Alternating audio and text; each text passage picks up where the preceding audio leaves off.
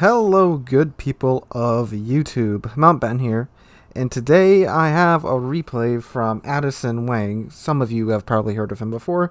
He has been featured on this channel more than a few times, and his games are usually very interesting and extremely exciting, and today is no exception.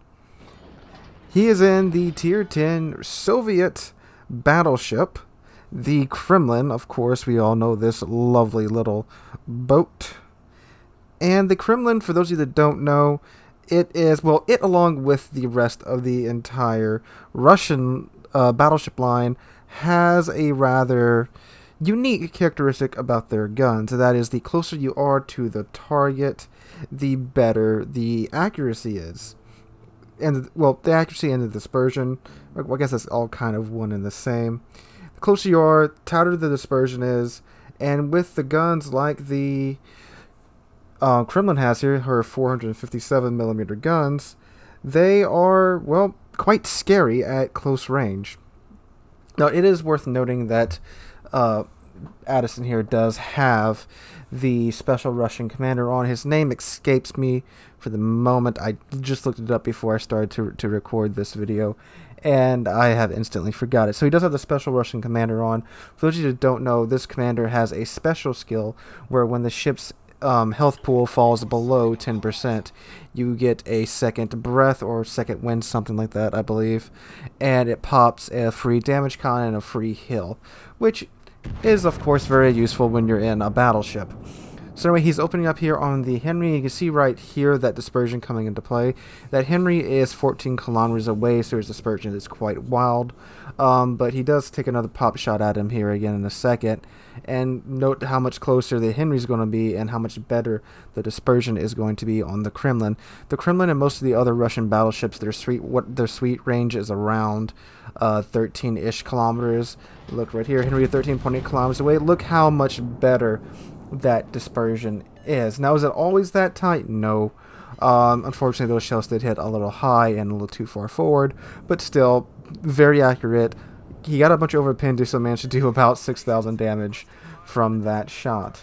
And you're going to really see how this comes into play here later in the game. So anyway, this is the new Greece map, and Addison is heading over on the western flank here. He's got quite a few nice charts to choose from.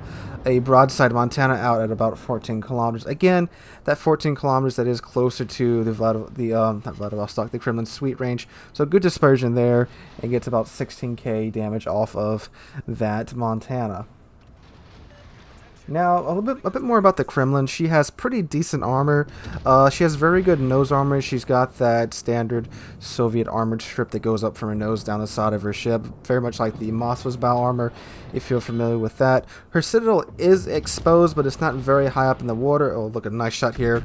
That's Republic from about 8 kilometers away, and yeah, even trolley French armor cannot save you there from an 18,000 point hit there. And the Squadron apparently not even looking where he's going, bounces off of Addison's Kremlin here. It does look like the Squadron does realize what's happening and throws into reverse, so he's not just sitting there still in the open. So the Kremlin citadel is exposed. However, again, it's not really high up like the Yami or the Montanas, but you can still citadel it from, well, almost any range, really, if you manage to hit the little strip that is exposed. She also has some pretty decent torpedo protection, and of course, if you look at her hit points, oh, just citadeled. What was that? Was that the Wooster that he citadeled? He's got a big hit off of him. Surprised I didn't delete him. Kremlin also has very decent torpedo protection, much more so than the Kurfürst. And again, you're going to see how that comes into play here in a moment as well. She has a ton of hit points, got about 3,000 more hit points than the Kurfürst, who used to have the title for most amount of hit points out of the Tier 10 battleships, but then the Kremlin kind of took that from it. Ooh, nice shot here on the Montana, completely broadside to Addison's Kremlin, and one citadel, 20,000, 5,000. Sadly, he cannot score a second citadel, but again, he gets some really big numbers out of that. Almost about 27,000 damage right there. He's up to 114,000 damage, and we're only 5 minutes into the game. Yeah, you can kind of tell what direction this game's going right now. So Addison's got this Republic almost entirely by himself out over here. There are some ships trying to lob in some shells here. Looks like Addison wasn't too sure if he needed to fire both turrets there to finish off the Republic, but again, French armor prevails, and he just comes extremely close to finishing off that Republic. Now he's got to wait for his guns to reload. And so far, Addison has taken very little damage in this game. Again, you can see the great bow armor and side armor of the Kremlin showing itself here. He is fairly angled to this Republic, but is a Republic, and Republic's usually quite good at going through angled armor because of the velocity and caliber of her guns. But anyway, no more Republic. Oh, hello there, Lo Yang. Yeah, this is not a situation any battleship captain wants to be in, having a destroyer a mere, 3 kilometers away from his ship now. Gets a good salvo off there on the Montana, finishes it off for his second kill. Lo Yang coming in for what looks like an amazing torpedo run. He's closing the distance, don't know why he isn't dumping torpedoes now. And Addison blasts him, but here come the torpedoes, and 1, 2, 3, 4, 5, 6, 7, 8 torpedo hits on the Kremlin. Whoo, hoo, hoo. Addison survives, blasts the Lo Yang with his rear turrets, sets a fire on with his secondaries, and then there we go. I was waiting for that. His secondary guns managed to finish that Lo Yang off. Now, what saved Addison's butt there was two things. One, the Kremlin's quite decent torpedo protection. Two, damage saturation. That Lo Yang should have sprayed torpedoes out all over Addison's hull. For those of you that don't know, damage saturation is that when one part of the ship gets so much damage to it, it's fully damaged, and therefore you cannot apply any more damage to it. So it takes less and less damage until it's eventually no damage, which is what happened there. All that Lo Yang's torpedoes landed almost in the exact same spot.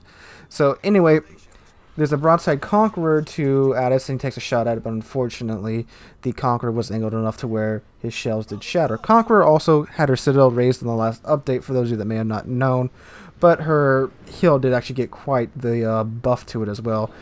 So this Conqueror is being very unwise and showing broadside to Addison there, and there that flare going up was the special Russian by Conqueror, was the special Russian commander skill activating, and Addison now had a free damage con and a free heal just pop off.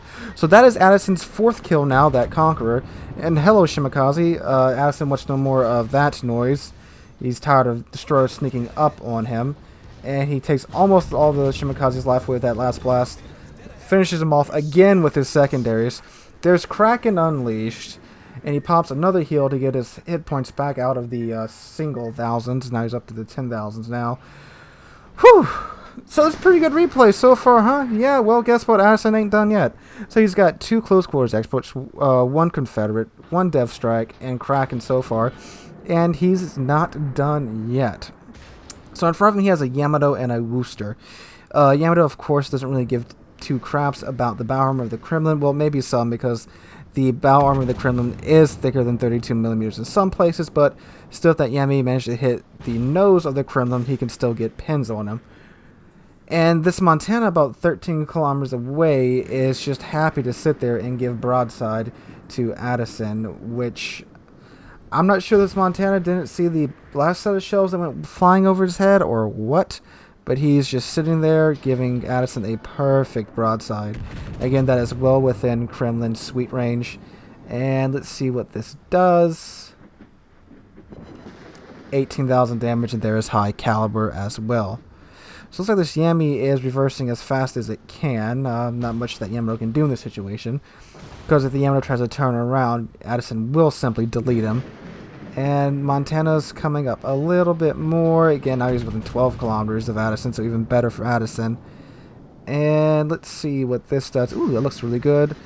2 citadels, 37,500 damage there. Addison up to 248,000 damage, and he is still not done. Cleveland, 11 kilometers away from Addison. Yami, 5 kilometers away from his bow. There's a Worcester back there who could have been burning Addison quite nicely, but he's being rather preoccupied by Addison's friendly Shimakaze. Addison just gets an overpin on that Cleveland. Now he's coming up to brawling range of this Yami. What Addison's doing here is he's pre-positioning his turret so they're all facing down at the Yami Citadel, so when he drives by him, he can simply delete the Yami, but the Yami is doing the same to him. So here we go. Ooh, Addison goes down to 5,000 health, but manages to delete the Yami in the process. That is his 6th kill for this game so far. So Cleveland is now working on Addison, and Addison's down to 4,000, 3,000 health now. Now that Wooster, if that Wooster was just paying attention, that guy right there, now preoccupied with the almost dead Shimakaze, that Wooster could be melting Addison right now, and Addison is well aware of that. I think I've actually fought against that guy in clan battles before. And Addison is bringing his turrets around to bear on this Wooster. And it's probably about now that this Wooster realizes what situation he's in, because he just tries to turn out of the way. Actually, no, he didn't try it all. Never mind. It's about now that he realizes the situation that he's in. And Addison gets a double Citadel on him for 18,000 damage. Now, this Cleveland is probably calling that Wooster many names in chat because, well, he could have simply ended that. He could have ended Addison's run right there, but no, now this Cleveland has to deal with it all by himself, which the Cleveland is more than capable of dealing with Addison, but Addison gets his heal off right there. Cleveland shells miss, Addison's don't. That is kill number 8 for Addison, for those of you keeping count at home. He's up to 281,000 damage, and he's not done yet. This is actually Addison's last heal on the Kremlin, and unfortunately he does still have 3 damage cons available to him. So there's a destroyer and a battleship left on the enemy team. There's a Montana, and I think it's a... No, this is Z-52. I thought it was a Shimakaze. So Montana, Z-52 is blocked by the mountain. Montana's out in the open, but this is out at 18 kilometers. This is definitely outside of Kremlin's good sweet range. Slava... No, this would be Slava's good range right here. But not a bad set of dispersion from the guns there. But unfortunately, he just gets 2 overpins for about 3,000 damage. And now since the Montana is spotted and the last guy alive on the enemy team, well, everyone on Addison's team wants a piece of him. And Addison takes another pot shot at the Montana, and let's see, the dispersion on this one way more wild, although there's 4 shells in the middle right there were pretty good. Unfortunately, he just scrapes the Montana's paint right there, and the Montana's guns are way more accurate at this range than Addison's Kremlin. Ooh, gets down to about 7,000 health there. This is very dangerous for Addison. This could end his streak right here. Montana 21,000 health left, opening up right there. And nope, gets another pin. Looks like he's just pinning his superstructure maybe. And now Addison blocked by the mountain, which is probably a good thing for his health. That could have been much worse. Now Addison, he could have got a shot off right there, but he's decided to hold his fire because this Montana has to turn now. And something takes a big bite out of him, which means now all Addison's shells have to do is connect, and he has this kill. And they do that. Addison Wang, ladies and gentlemen. 9 kills. I think he broke 250,000 damage. I didn't see it right there because the replay just ended. If not, shoot, I'd just round up and give it to him. 9 kills, 250k. Whew! Quite a ride. It wasn't like he was sitting in the back sniping the entire time. He got up there. He took... well, a full set of torpedoes from that Lo Yang, and he kept on ticking, and he kept on going. 9 kills. That's the highest amount of kills I've ever shown on this channel. Thank you for sending that in, Addison. And guys, if you like that video, make sure you drop a like, leave a comment. Tell us what you think about that round. That was quite the round of warships right there. And dang, that's all I gotta say about that. That was truly, truly amazing. Alright guys, hope you enjoyed the video. And hope you're having a wonderful Monday. This is actually going to push my schedule around a bit because I want to get this out as fast as I can. So guys, hope you enjoyed it, and I hope to catch all of you guys in the next one.